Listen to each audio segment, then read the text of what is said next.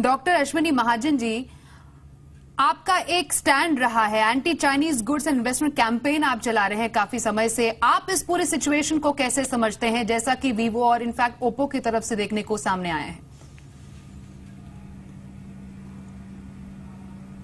देखिए, सबसे पहले तो हम ये कहना चाह रहे हैं कि जो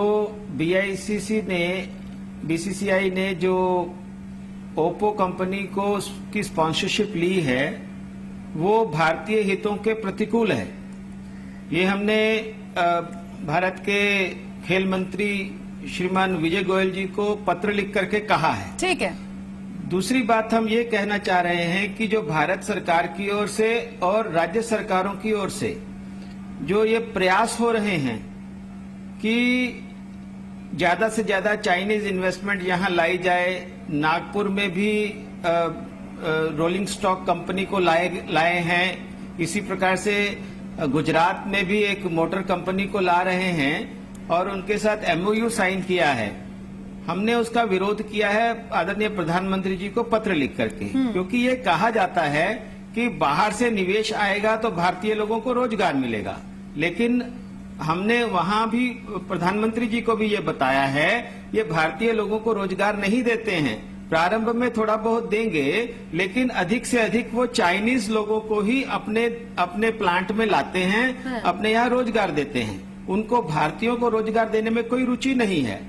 और आज जो स्थिति बनी है, जिस प्रकार से आप बता रहे हैं, अल्टीमेटली वे सभी भारतीयों को निकाल देंगे और मात्र चाइनीज लोगों को ही रोजगार देंगे। तो इसके पीछे आप क्या स्ट्रैटेजी देखते हैं? क्या स्ट्रैटेजी आपको लगता है? क्योंकि आप इसके लिए एक पूरा कैंपेन शुरू आपने किया हुआ है, 1 से 15 अगस्त तक एक और मेगा कैंपेन चलाने जा रहे हैं। इसके पीछे आपको क्या लगता है कि इन कंपनीज की स्ट्रैटेजी क्या है? जी, हमें ये सीधा सीधा लग रहा है कि हमें इसके बारे में पुनर्विचार करना चाहिए, भारत सरकार को भी, और ये जो जितने भी हमारे नीति निर्माता हैं जो चाइनीज इन्वेस्टमेंट को वेलकम कर रहे हैं, हमें चाइनीज इन्वेस्टमेंट नहीं लानी चाहिए, क्योंकि ये लोग सिर्फ चीनी लोगों को ही रोजगार देते हैं। आपका कहने का मतलब है कि टोटली चाइनीज मार्केट जो भारत में केवल ये बाजार चाहते हैं।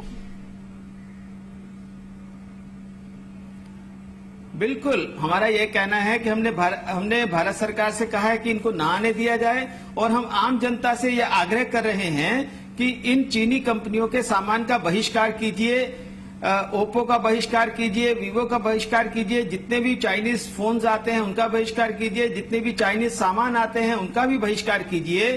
क्योंकि आज ये स्थिति बनी है कि भारत में जितना हमारा कुल उत्पादन है उसका 1/4 के बराबर केवल चीन से आ जाता है। हमारी इंडस्ट्री खत्म होती जा रही है। इन चीनी कंपनियों के आने से भारतीय जो निर्माता है मोबाइल फोन के, उनका बाजार घट रहा है। जैसे आपने बताया कि 22% बाजार पर इनका कब्जा हो गया है। ठीक है डॉक्टर अश्विनी जी, आपने अपना मत यहाँ पर सामने रखा है। आपका कहना है कि बॉयकॉट चाइनीज, जैसा आप अपना कैंपेन भी चला रहे हैं, ये लाइन आपकी है। लेकिन संदीप यहाँ पर कुछ पॉइंट रखना चाह रहे हैं। इससे पहले इनफैक्ट संदीप, मैं एक छोटा पॉइंट यहाँ पर रखना चाहूंगी कि जैसा कह रहे हैं कि भारतीय कंपनीज, अभी हम बात करें तो as of now manufacturing China में होती है, सिर्फ असेंबलिंग इंडिया में होती है, मतलब जो पेच कसना होता है वो इंडिया में होता है। Why not manufacturing India? अगर मेक इन इंडिया की बात हो रही है, उसको क्यों नहीं स्ट्रांगली आगे बढ़ाने की बात है? राइट। तो सबसे पहले ये बात माननी पड़ेगी, जितनी भी, चाहे आप ओप्पो की बात करें, वीवो की बात करें, या और भी कोई चाइनीज कंपनी हो, ये एक्चुअली एज ऑफ नाउ जब इंडिया में बिजनेस कर रही है, चाइनीज कंपनी नहीं है।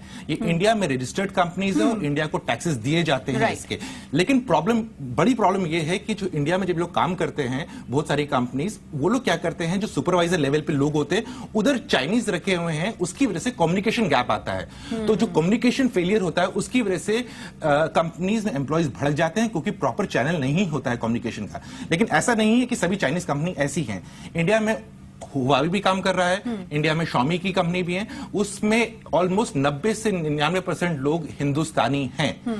वहां पर आपको ऐसी घटनाएं क्यों नहीं दिख रही कि unrest among the companies? Absolutely Sandeep, क्योंकि यहाँ पर एक और एंगल यहाँ पर जुड़ा है, जैसा कि डॉक्टर अश्विनी भी है, उन्होंने एक जो स्वदेशी जागरण मंच है, उन्होंने एक्चुअली एक कैंपेन शुरू कर दिया, दैट इज बॉयकॉट चाइनीज। क्योंकि ये सेंटिमेंट्स को लेकर सवाल है, तो अगर ऐसी खबरें सामने आती है तो सेंटिमेंट्स को झटका लगता है और ये अलग लेवल पर प्रॉब्लम पहुंच जाती है, then it becomes a serious problem, bigger problem. Right. तो इसमें पूरा का पूरा जो घटना चक्र बन रहा है वो ये समझ में आ रहा है कि हिंदुस्तान में मैन्युफैक्चरिंग कैपेबिलिटी नहीं थी, इसीलिए हम लोग चाइनीज प्रोडक्ट ले रहे हैं। लेकिन आप देखेंगे नरेंद्र मोदी गवर्नमेंट का जो पिछले 2 साल से पुश आया है मैन्युफैक्चरिंग के लिए, वो उसी दिशा में प्रयास है ताकि हिंदुस्तान सेल्फ रिलायंट बन जाए। क्योंकि एक साथ आप चाहें तो एक साल में पूरा मैन्युफैक्चरिंग यूनिट हिंदुस्तान में सेटअप नहीं कर सकते। मैन्युफैक्चरिंग सेटअप करने के लिए समय लगता है, आपको पहले पूरा इंफ्रास्ट्रक्चर रेडी करना है, कंपोनेंट प्लेयर्स को इंडिया में लाना है, उनको ऐसे ऑफर्स देने के भैया आप यहां पर आके काम करो। और अचानक 2 साल में एक्सपेक्ट नहीं कर सकते, लेकिन पहले कदम ले चुके हैं। आने वाले समय में हम देखेंगे हिंदुस्तान में और मैन्युफैक्चरिंग में पुश आएगा। और ऐसा नहीं है कि Chinese company are not coming to India for manufacturing. Almost सब हिंदुस्तान में जितनी भी मैक्सिमम ओईएम्स हैं, हैंडसेट कंपनी, सबने कह के रखा है कि हम इंडिया में मैन्युफैक्चर करना चाहते हैं। लेकिन हमें उसके लिए थोड़ा समय देना पड़ेगा, क्योंकि जल्दीबाजी में आप कह देंगे बाइकआउट कर देंगे तो हमें जो चीजें हम मैक्सिमम चीजें हम चाइनीज प्रोडक्ट पर डिपेंडेंट, वो फैक्ट है। एब्सोल्युटली। तो डॉक्टर अश्विनी महाजन जी, आप तो कह रहे हैं कि बॉयकॉट चाइनीज, आप सरकार के पास भी जाकर ये मांग रख रहे हैं, लेकिन क्या वाकई भारत में मैन्युफैक्चरिंग क्षमता है? चाइनीज बॉयकॉट तो हमने कर लिया, लेकिन क्या हम भारत में वो तमाम जो चीजें हैं वो वाकई मैन्युफैक्चर कर भी सकते हैं कि नहीं? इसको लेकर क्या बातचीत हुई?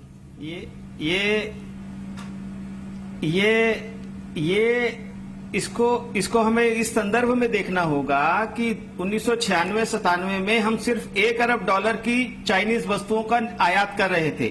आज हम $62 अरब की चाइनीज वस्तुओं का आयात कर रहे हैं। यानी धीरे धीरे करके हम चाइना पर निर्भर होते चले गए, और भारत सरकार, उस समय की जितनी भी सरकारें थी, उन्होंने कोई प्रयास नहीं किया। इसलिए भारत पर वे लोग काबिज हो गए, और आज ये कहा जा रहा है कि हम उन पर निर्भर हो गए। मुझे लगता है कि कोई भी देश मजबूर होने पर मजबूत नहीं हो सकता। हमें मजबूत होना है और हमें अपने यहाँ कैपेबिलिटीज का निर्माण करना है। चीन पर हमारी निर्भरता को कम करना है। जितना हम चाइनीज कंपनीज को यहाँ लाएंगे, जितना माल वहां से लाएंगे, हमारी निर्भरता और ज्यादा बढ़ती जाएगी। आज जरूरत इस बात की है कि उनके माल का अधिक से अधिक बहिष्कार करें। वो जो व्यापारी लोग वहां से माल लेके आ रहे हैं, को कम करने के लिए मेक इन इंडिया को बढ़ावा मिलना भी तो जरूरी है। डॉक्टर अश्विनी जी, देश में जमीनी हकीकत आपको क्या लगती है? मेक इन इंडिया को इस वक्त कितना बूस्ट मिल पा रहा है? मेरा ये कहना है, मैं यही बता रहा हूं कि भारत जो है वो मोबाइल फोन नहीं बना सकता, लेकिन मंगल ग्रह पर चीन से पहले पहुंच सकता है। हम मिसाइल बना सकते हैं, हम PSL भी बना सकते हैं, तो हम मोबाइल फोन नहीं बना सकते? हम सब बना सकते हैं। मेरा ये कहना है कि हमें अपनी कैपेबिलिटीज को बढ़ाना पड़ेगा। केवल विदेशी कंपनियों को यहाँ ला करके उन पर निर्भर होकर के हमारी निर्भरता बढ़ती जाएगी, मजबूरी बढ़ती जाएगी। हम अगर मजबूत राष्ट्र बनना चाहते हैं तो उसके लिए जरूरी है कि हम अपने देश में कैपेबिलिटीज का निर्माण करें, और विदेशी ये छोटा छोटा मोबाइल कंपनियां इत्यादि, इनको हमें बाहर रखने की जरूरत है। देश में कैपेबिलिटीज बढ़ सकती। चलिए, दिनेश शर्मा हमारे जो सहयोगी है ग्राउंड जीरो से रिपोर्ट कर रहे हैं, वो कुछ इसमें ऐड इन करना चाह रहे हैं। बोलिए दिनेश।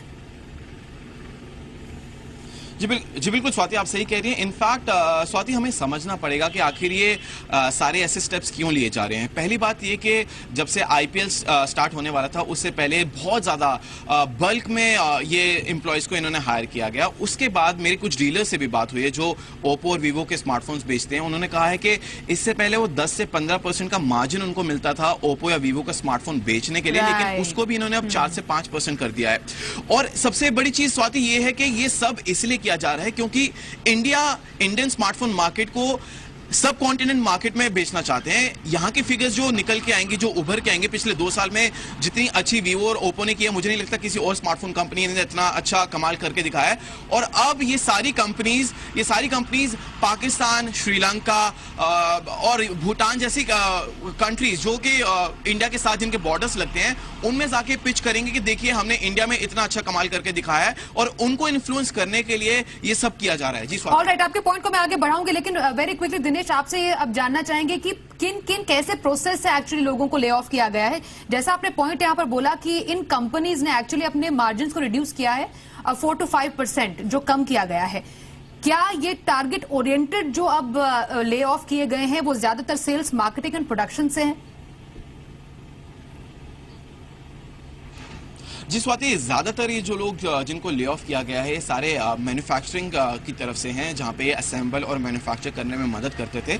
हालांकि टॉप मैनेजमेंट से हमें अभी तक नहीं सुनने में आया कि किसी को सैक किया गया है, लेकिन ज्यादातर इन लोगों को जो मैन्युफैक्चरिंग और असेंबलिंग में यूनिट में मदद करते थे, उन लोगों को ज्यादातर इन्होंने सैक किया है। तो कुल मिला के अभी तक हमें यह पता चला है, लेकिन हाँ, लोगों के अंदर काफी ज्यादा निराशा है। अभी भी लोग इनफैक्ट बार बार यहाँ पर आके इसी उम्मीद में है कि कब इनको वापस अंदर बुलाया जाए और इनके पैसे भी दिए जाएं जो इनके बचते हैं, और साथ में इनको वापस नौकरी पर भी रखा जाए। जी स्वाति। संदीप, जैसा मेरे सहयोगी दिनेश कहते उस पर आपके इनफैक्ट राय चाहेंगे कि ये कंपनीज एक्चुअली पिच इन करेगी, बोलेगी देखिए हमने कितना अच्छा मार्केट यहाँ पर सेटअप किया, now see the example. Swati, Dinesh की बातों से मैं काफी हद तक सहमत हूं, लेकिन उसमें 2-3 चीजें और देखनी पड़ेंगी कि डेफिनेटली ये जो लोग हटाए गए हैं ये प्रोडक्शन लाइन में से हैं, और मैं बता दूं इन लोगों की एवरेज सैलरी 7,000 रुपए होती है। तो अगर हम 60 लोगों की बात करें तो इसका टोटल अमाउंट बनता है 4.5 लाख के आसपास, 4 से 4.5। क्या ओप्पो वीवो 6.5 लाख रुपए तक नहीं निकाल पाई एक महीने के लिए रिटर्न करने के लिए कंज्यूमर्स को? क्या आप हम भी एक मीडिया कंपनी में काम करते हैं, आप भी कर रहे हो, हमारे आपके देखने वाले व्यूअर्स भी काम करते होंगे। जब भी किसी को हटाया जाता है कि कंपनी में कुछ प्रॉब्लम है, तो एक दिन के नोटिस पे आधे घंटे में नहीं बताया जाता, एक स्ट्रैटेजी बनाई जाती है, बोर्ड मीटिंग होती है, लोग कहते हैं हमें लोगों को बताना पड़ेगा कि हम आपको हटा रहे हैं, हमें वर्कफोर्स रिड्यूस करना है। अचानक झटके से डिसीजन नहीं लिया जाता है। और सबसे इंपॉर्टेंट बात है कि ये जिन लोगों को हटाया है ये वो लोग हैं जिनके जब 30 तारीख को सैलरी लेके जाते हैं, उनसे इनका घर चलता है, इनके बच्चों की फीस जाती है, घर में खाना आता है। इनको तो कम से कम हटाइए। अगर हटाना ही है तो अगर ये कहते हैं कि हमें रिड्यूस करना है अपना बजट, जरा आईपीएल से वॉक ऑफ करके देख लीजिए, देखते हैं कि कितनी जल्दी हो सकता है आईपीएल से वॉक ऑफ। कितनी सारी लीगल टीम खड़ी हो जाएगी, उसमें से निकलते निकलते इनको कितना पैसा झुकना पड़ जाएगा उससे बचने के लिए, उसमें क्यों नहीं हटते हैं? डॉक्टर अश्विनी जी, बहुत इंपॉर्टेंट पॉइंट हमारे एक पैनलिस्ट ने कहा है कि आईपीएल से इतना पैसा कमा रहे हैं, बड़े बड़े अवार्ड फंक्शन से पैसा कमा रहे हैं, वहां पर जाके आप कोई पॉइंट उठाएंगे? विड्रॉ करिए, वहां से विड्रॉ कर लीजिए कि हमें आपकी स्पॉन्सरशिप नहीं करनी है।